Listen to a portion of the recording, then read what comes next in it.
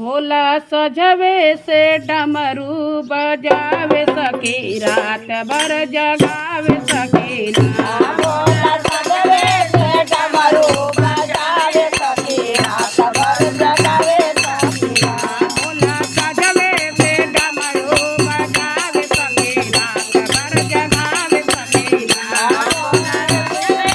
डमरू बजावे सखी रात भर जगावे सखी ना।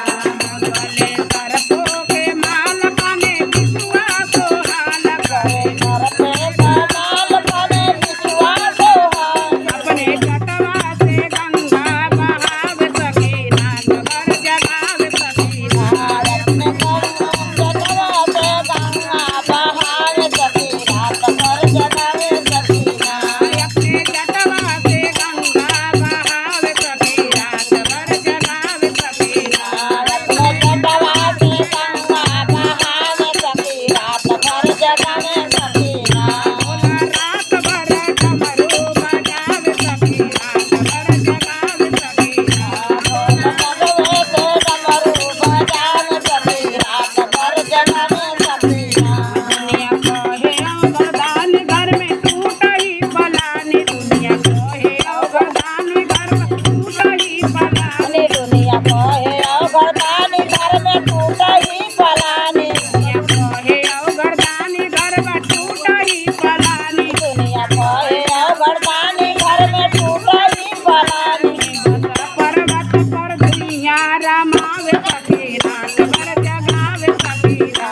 अरे पर्वत पर दुनिया जगावे सखी रात भर जगावे सखी ना। पर्वत पर दुनिया रमावे सखी रात भर जगावे सखी ना। अरे पर्वत पर दुनिया जगावे सखी रात भर जगावे सखी ना। भोला सजवे से डमरू बजावे सखी रात भर जगावे सखी ना। भोला सजवे से डमरू बजावे सखी रात भर जगावे सखी ना।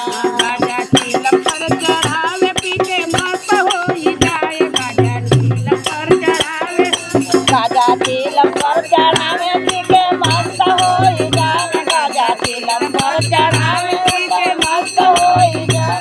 दिन रात हमसे भामिया पिसावे सखी रात भर जगावे सखी ना।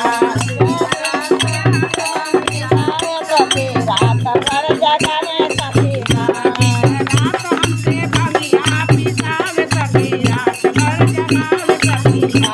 दिन रात हमसे भगिया पिसावे सखी रात भर जगावे सखी ना। भोला सजवे से डमरू बजावे सखी रात भर जगावे सखी ना। भोला सजवे से डमरू बजावे सखी रात भर जगावे सखी ना। कमर मिर्गा का चाल गले मुंडा के माल। कमर मिर्गा के चाल कमर मिर्गा के चाल कर मुंडा के माल। कमर मिर्गा का चाल गले मुंडा के माल। कमर मिर्गा के चाल करे मुर्गा के माल। संग में भाभूति लगावे सखी रात भर जगावे सखी ना। बाबूजी लगावे सखी रात भर जगावे सखी ना। भोला सजवे से डमरू बजावे सखी रात भर जगावे सखी ना। भोला सजवे से डमरू बजावे सखी रात भर जगावे सखी ना। भोला सजवे से डमरू